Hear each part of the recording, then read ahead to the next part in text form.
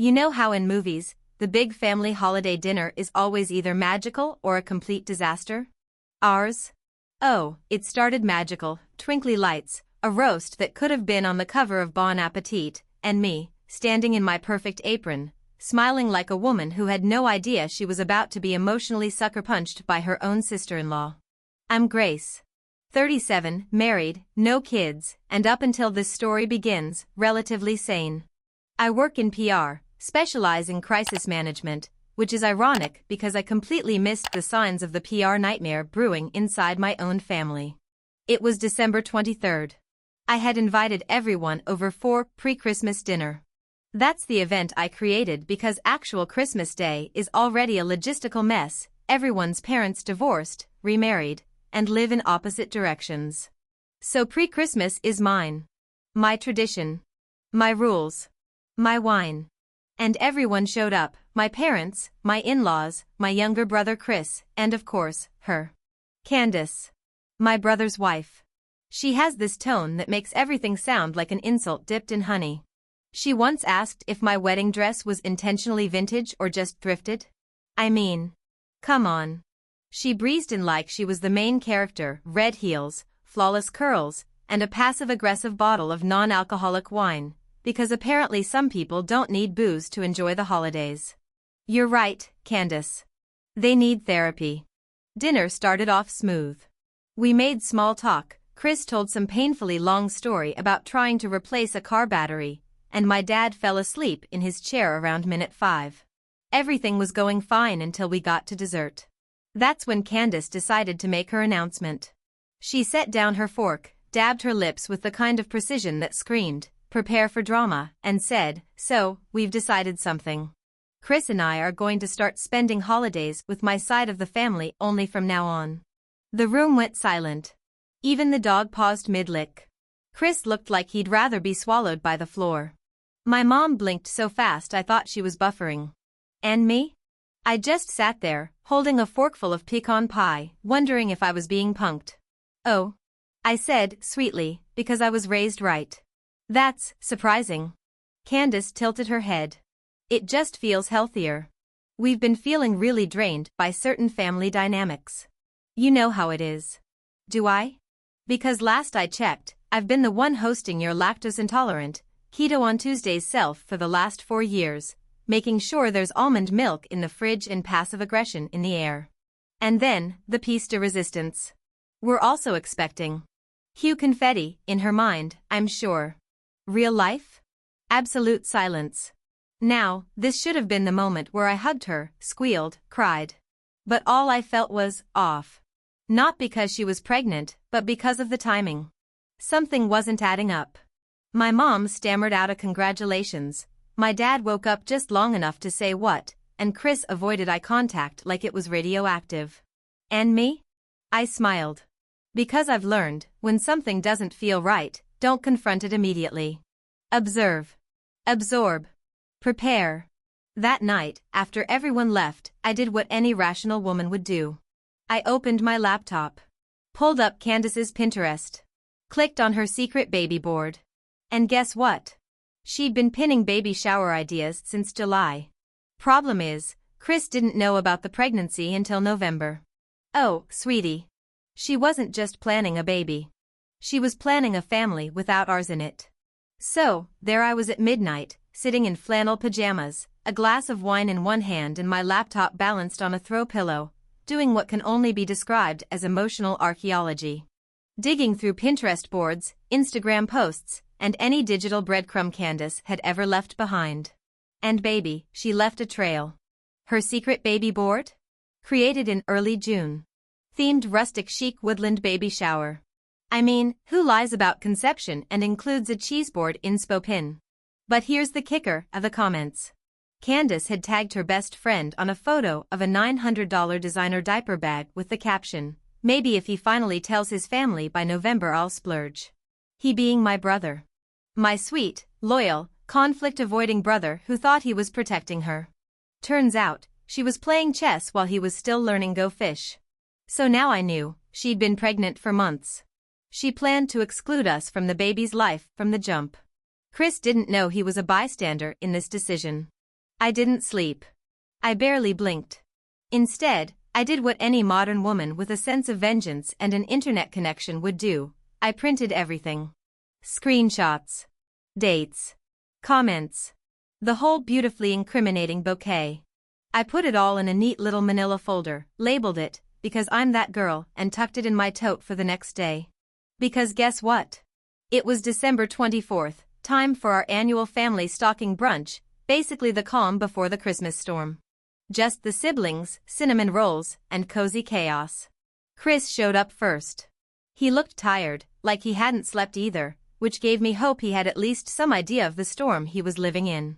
Candace followed 5 minutes later, wearing a cream turtleneck, gold hoop earrings, and the smug smile of a woman who thinks no one noticed she just set the house on fire and walked away.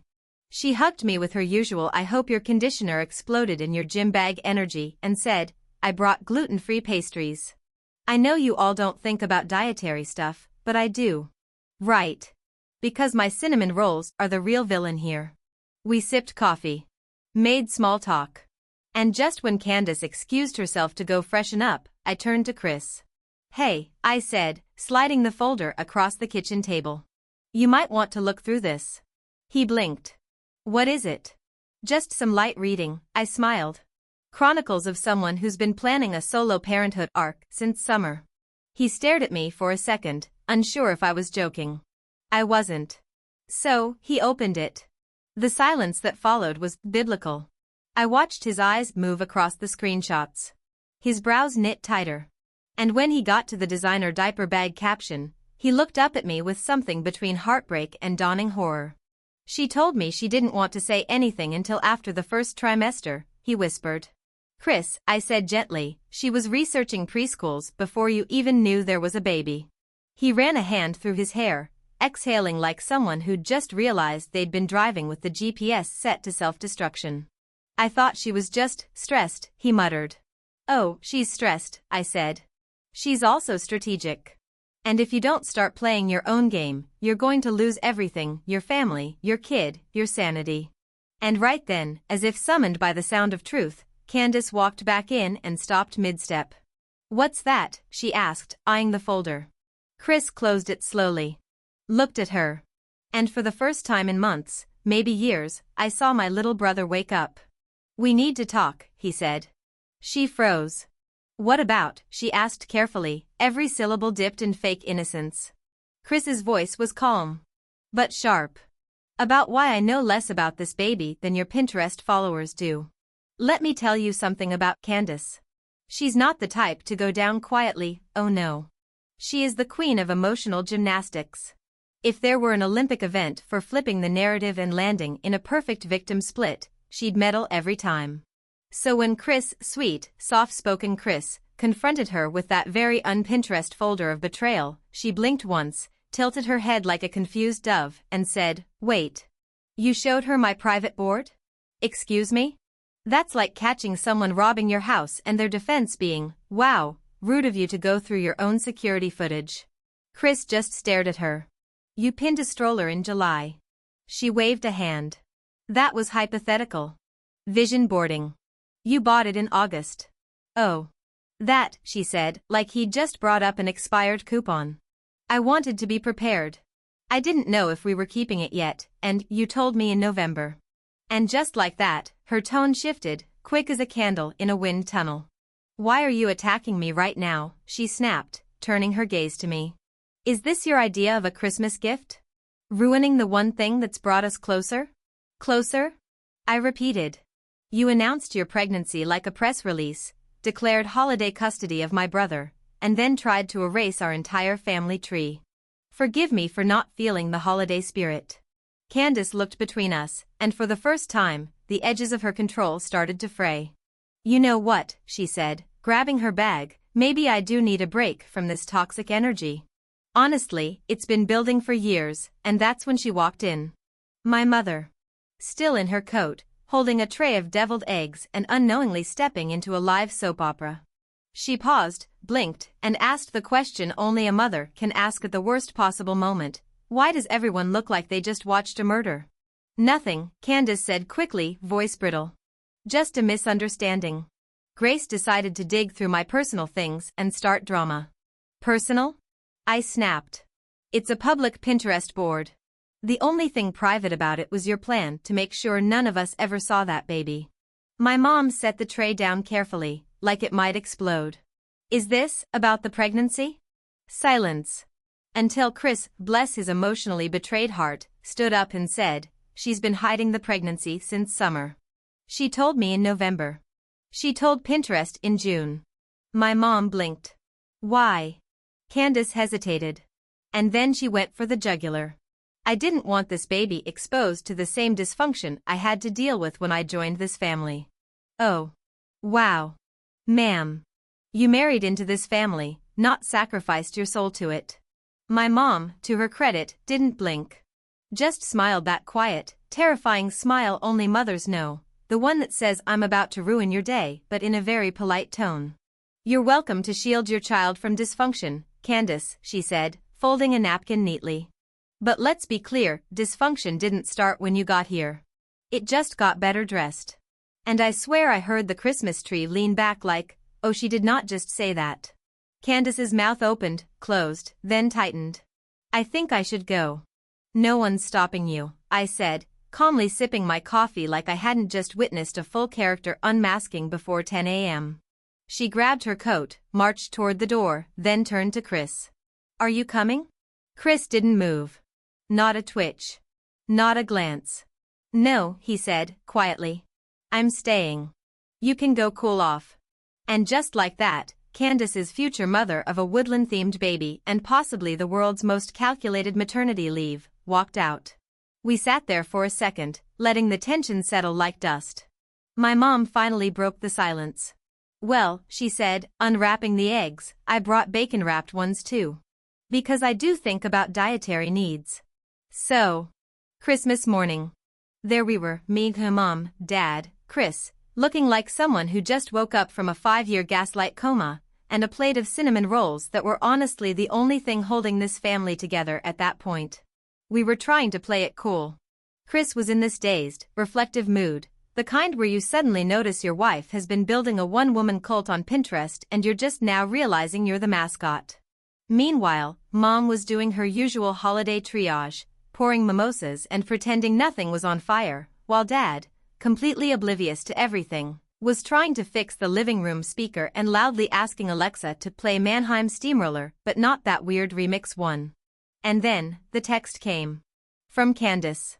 Sent directly to me, because why try Chris when you can go straight to the sister-in-law you underestimated? Hi Grace.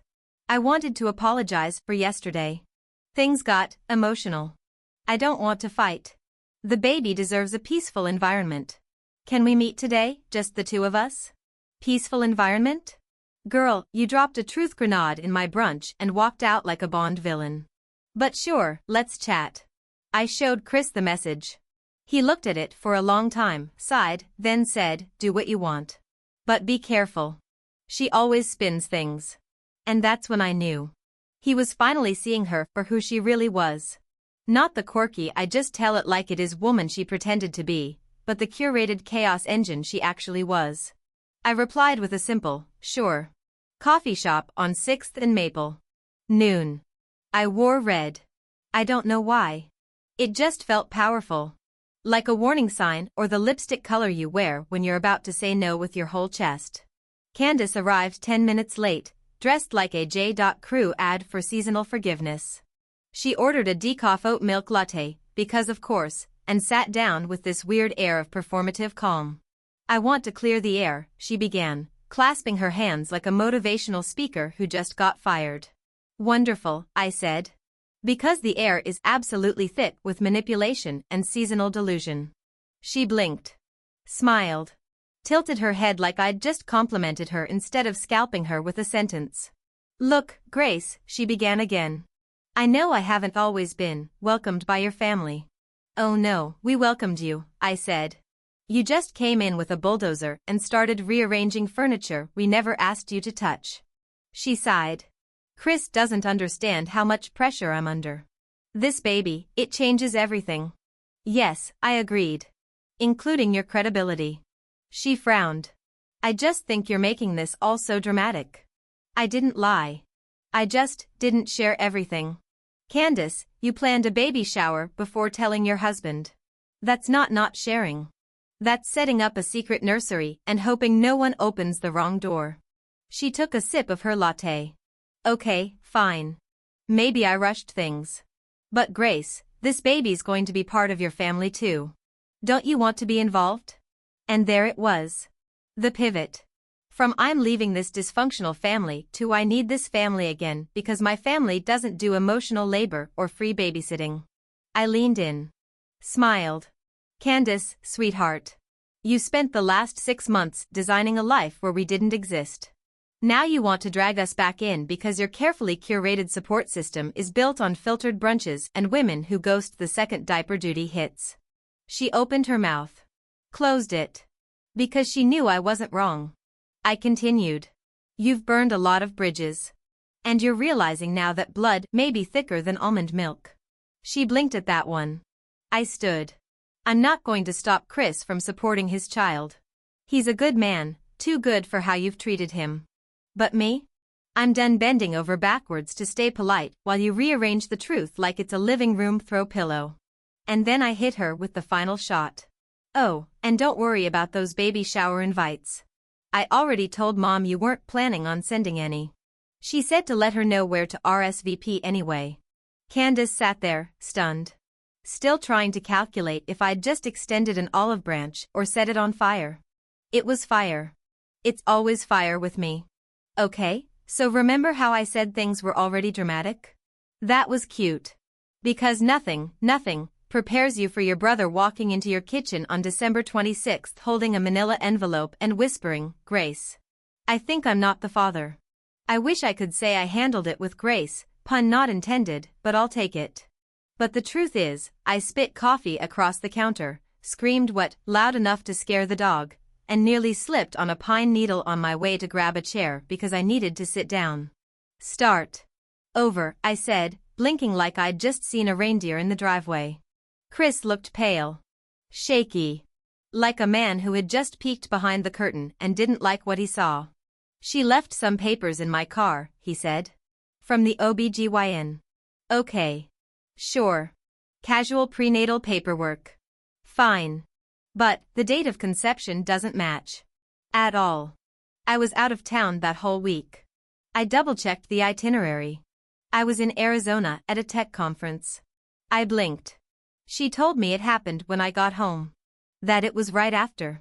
Maybe she was off on the dates? I offered, knowing full well Candace couldn't misplace a hair tie without color-coding it by brand. Chris shook his head. No. It was a scheduled appointment. Confirmed with test results. She had the due date, the fetal age, everything lined up to, not me.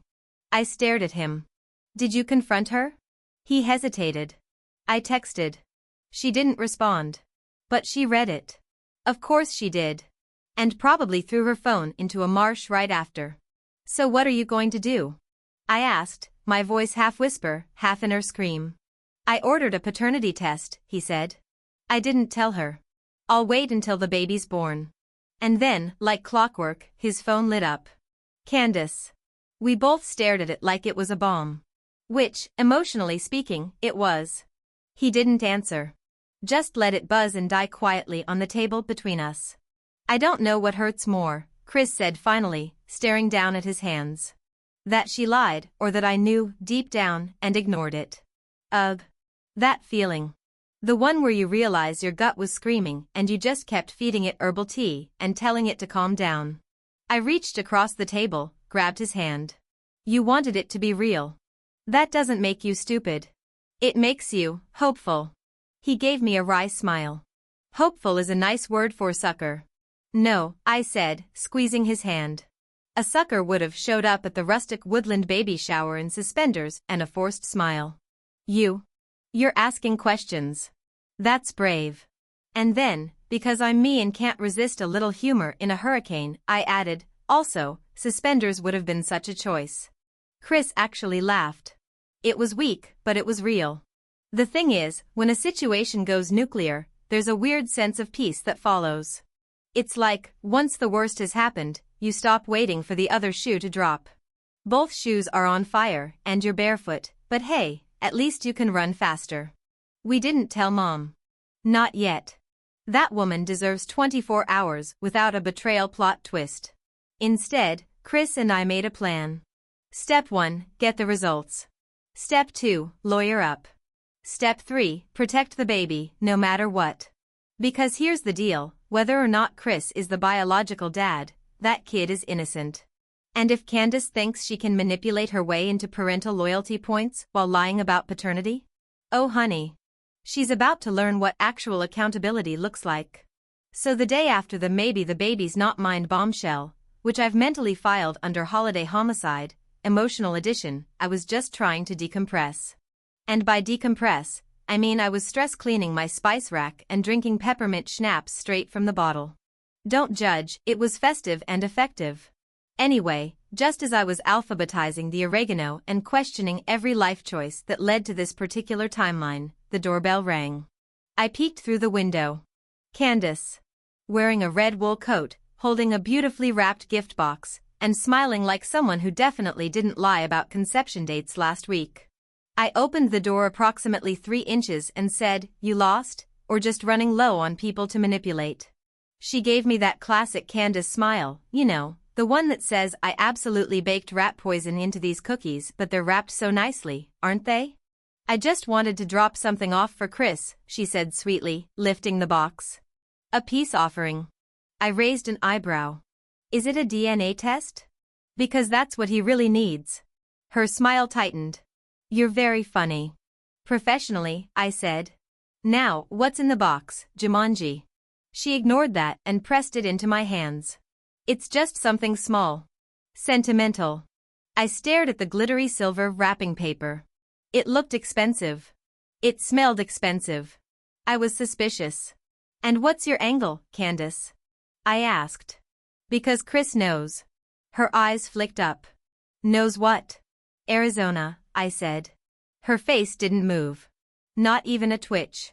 Which made me more nervous than if she burst into tears or shrieked like a banshee. I don't know what you mean, she said softly. But if Chris has questions, he should ask me, not collect evidence like we're in some courtroom drama. Oh sweetie, I said, stepping onto the porch, closing the door behind me. This is a courtroom. You just didn't realize the trial started 3 months ago. She tried to speak. I held up a hand. Don't insult me, or him, or this baby by pretending you're the victim here. If there's even a sliver of decency left in you, you'll be honest. Silence. Then, the tilt of her head, the soft exhale, the Candace classic. I just didn't want him to leave me if it wasn't his. Wow. There it was. Not a confession. A calculation. Not I made a mistake. Not I was scared. But, I manipulated the timeline so I could secure a future that might have slipped away if I told the truth. I stared at her. And for the first time in a long time, I wasn't angry. I was done. You know, I said, I always thought you were clever. But this? It's just sloppy. She looked away. I'm not giving him the gift, I added. If you want him to have it, you hand it over yourself and explain what came with the bow. She opened her mouth again, but I walked back inside, shutting the door gently in her face. No slamming. No yelling. Just the end of access. Inside, I placed the gift on the kitchen counter, staring at it like it might detonate. Chris came in a few minutes later, saw the box, and stopped. She was here, he asked. Briefly, I said. She left you a gift. He picked it up, turned it in his hands. Then quietly, without opening it, dropped it straight into the trash. No hesitation. No dramatics. Just the clean, crisp sound of a man making peace with reality. Want pancakes? I asked, because grief and maple syrup go hand in hand. He nodded. Extra crispy edges? Please. I'm not a monster. New Year's Eve used to mean champagne, sequins, and watching Chris try, and fail, to pop the bubbly without launching the cork into a light fixture. But this year? This year, we rang it in with a sealed envelope and the kind of tension you could butter toast with. Let's rewind 12 hours. Chris texted me early in the morning, it's here. 3 words. One nuclear emotional payload. I left my apartment so fast I forgot shoes. Went back. Put on shoes. Still beat the mail truck to his place. He was sitting on the couch, envelope in hand, eyes locked on it like it might start talking. Do you want me to open it? I asked. He shook his head. I need to do it. Fair. It was his heart on the line, after all. He peeled it open like it might bite him, a slow, deliberate, as if he could stretch time wide enough to avoid whatever came next. I watched him scan the page. His jaw clenched. And then, he laughed. Not a happy laugh. Not a relieved laugh. A short, sharp, "You've got to be kidding me" laugh. She lied, he said. It's not mine. He handed me the paper. There it was. In bold, bureaucratic print, probability of paternity, 0% somewhere. Maury Povich just nodded solemnly in spiritual agreement. Chris leaned back, staring at the ceiling like it had answers. She had me planning nurseries, he muttered. I almost took a second job. I started reading parenting blogs, Grace. Blogs. I know, I said softly, sitting beside him. I would have raised that kid, he added. Loved it. No questions asked. I know that too. He was quiet for a long time. Then, you think she knew? Oh, honey. Chris, I said gently. She bought a Father's Day card in September. She knew. He sighed. What kind of person does that? And I wanted to say, someone who's scared. Someone who's selfish. Someone who didn't deserve your loyalty in the first place. But I didn't. Instead, I said, someone who no longer gets a seat at your table. Because this wasn't about shame or revenge anymore. This was about freedom. He sat in silence, nodding slowly. Then, in possibly the most cathartic moment of the entire saga, he stood up, walked to the trash, pulled out Candace's unopened gift, and lit it on fire in the backyard grill. I know. A little dramatic. But also? October 10th. Would recommend. We spent the rest of New Year's Eve eating frozen pizza, watching terrible action movies, and toasting to the one resolution that actually mattered: no more lies. No more manipulation. No more settling. And as midnight hit, fireworks crackled across the sky outside while I looked at my brother, finally free, finally clear-eyed, and said, this time next year, you won't even remember what her voice sounded like. He smiled. I already don't. By mid-January, life was finally returning to something vaguely resembling normal. Chris had started sleeping again. My mom had stopped aggressively stress-baking support muffins. And I, for once, had gone a full week without having to utter the words paternity test over brunch. So, naturally, that's when Candace tried to stage her comeback. I was at work, answering emails and pretending to care about Q1 strategy, when my phone buzzed. Candace. Subject line, let's talk. It's important. Oh boy. I clicked, expecting a long-winded apology laced with victimhood, scented candles, and we were both at fault energy. Nope. Here's what it said: Grace, I think we've both made mistakes. But I'd really appreciate it if you could help me talk to Chris. He won't answer my calls. He's making decisions based on anger, not logic, and it's affecting not just me, but the baby. I think he's forgetting that I still have messages. From both of you. Ones that wouldn't look great if they were taken out of context. We all need to think about our reputations. I'd prefer to keep things civil. But that's up to you. Candace let me translate that from passive-aggressive to English. I got caught, but if I sink, I'm taking everyone down with me. I stared at the screen. She was trying to blackmail us. With what? Vague screenshots? Conversations about brunch? A group chat where I said her baby shower invitation design looked like a Pinterest fever dream? I forwarded the email to Chris with a note, and here it is. The final boss level. He called me 3 minutes later, laughing so hard he couldn't breathe. Did she really just threaten us with bad vibes and digital receipts? Apparently. What does she think we said? That'll get her what, kicked out of the HOA? Worse, I said. Publicly unfollowed. He was still chuckling when he said, I'll take care of it. And reader, he did. Chris, bless his quiet, unassuming heart, wrote the most devastatingly polite takedown I've ever seen. Candace, I'm sorry you're upset. I would be too if I were caught in a lie that extensive. As for the messages, please, by all means, share whatever you need to share. Just be prepared for what I have in return, including documentation from the doctor. And yes, legal representation has been secured. Best, Chris Best.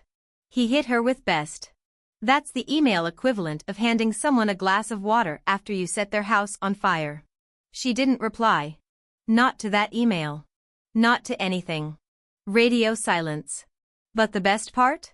A week later, Chris forwarded me a message from a mutual friend. Hey, just FYI, Candace moved back in with her parents. Told everyone it was a mutual break. Also, she's not calling the baby by the name you guys picked anymore. Weird, right? Weird? Sweetie. It's on brand. You know that moment in a movie where everything seems calm, like the storm has passed, and then someone knocks at the door and you're like, oh no. Here it comes again? Yeah. That moment showed up on our doorstep wearing a trench coat and clutching a diaper bag. Candace. It was a rainy Tuesday. The kind of gray, sleepy day where you just want to curl up with bad TV and carbs. I was at Chris's place, helping him put together the world's most unnecessarily complicated IKEA bookshelf. IKEA instruction manuals are basically passive-aggressive riddles, when the doorbell rang. We froze. He looked at me. I looked at him. Do you think it's? Only one way to find out, I said, grabbing a screwdriver. Not to use as a weapon, but, you know, just in case. Chris opened the door. There she was. Standing in the rain, hair frizzy, makeup smudged, holding a baby carrier. And for the first time since this whole disaster began, she looked human. Not curated. Not calculating. Just exhausted. Can I come in? She asked softly. Chris hesitated. Then, silently, stepped aside. She walked in, set the carrier down on the floor, and we all stared at it like it might start talking. He's not yours, she said immediately. Her voice was hoarse. I know you know. I just needed to say it. Chris nodded. Okay. Candace looked around like she was bracing for a lecture. Or a door slammed in her face. Instead, we offered silence. Finally, she spoke again. I don't have anyone. Her voice cracked. My parents are livid. My friends, the ones who supported me, disappeared once they realized I'm not Instagramming a perfect life anymore. I can't afford my apartment. I don't even know if I'll make rent next month. And daycare, she trailed off. That's when she said it. I need help. Oof. You know what's funny? After everything, the lying, the gaslighting, the manipulation, she didn't come back with an excuse. She came back with the truth. And honestly, we didn't know what to do with that. Chris glanced at me like, what do I say? And me? I had about 5 snarky responses on deck. But one look at the baby, who was blinking up at us with those big, curious eyes, completely innocent, and all of that evaporated. This wasn't about revenge anymore. It wasn't about justice. It was about a tiny human who didn't ask to be born into chaos. I'm not asking for money, she added quickly. Just a little time. Somewhere to stay. Until I can figure things out. I watched Chris, really watched him, and saw the exact moment his heart broke open again. Because for all her flaws, for all her lies, she was still the mother of a child he once thought was his. And that mattered. He nodded slowly. You can stay. A few days. The guest room. But we're doing this with boundaries, Candace. Clear ones. Tears welled in her eyes, but she didn't speak. Just nodded. I took a breath, then asked, and the baby, does he have a name? She looked down, smiled faintly. Luca. Luca. For a second, the room softened. Just a little.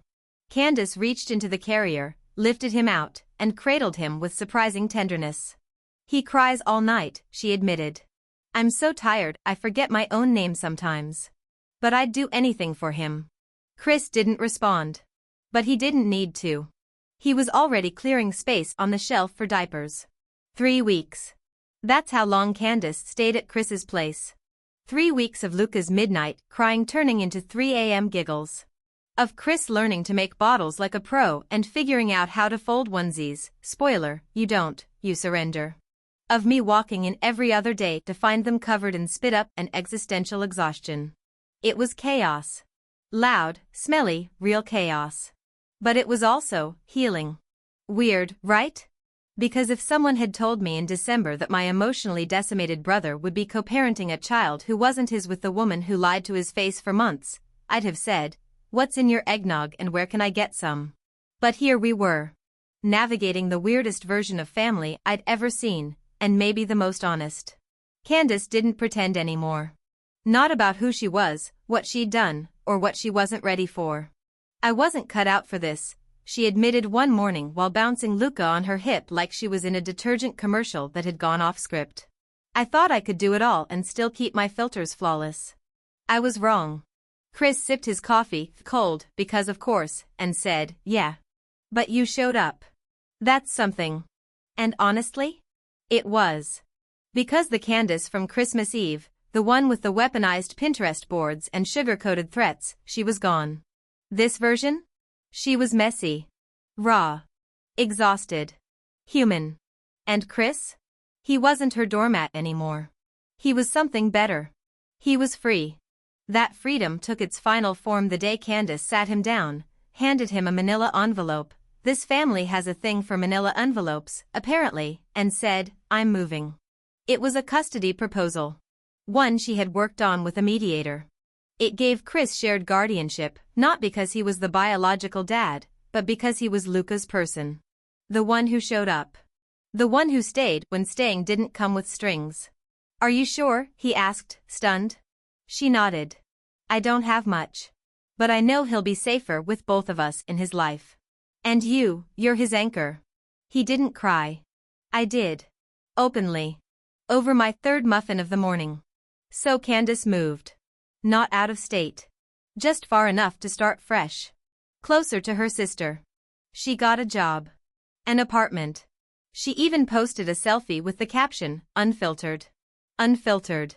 Still here. And Chris? He started building something.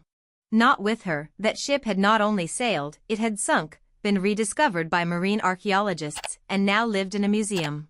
But with Luca. With his own life. With a version of himself that didn't apologize for having boundaries. He got back into woodworking. He was always weirdly good at it. Who knew heartbreak could turn into handmade coffee tables? He even went on a few dates, nothing serious, but hopeful. As for me? I watched it all. The fall. The fire. The rebuild. And I realized something. Sometimes your job isn't to pull people from the wreckage. Sometimes, you just hand them the match, stand by, and say, "When you're ready, I've got marshmallows." Because life will burn down around you. But if you're brave and a little unhinged, you'll turn those ashes into bricks. And you'll build again. Just, this time, without inviting Candace to the ribbon cutting.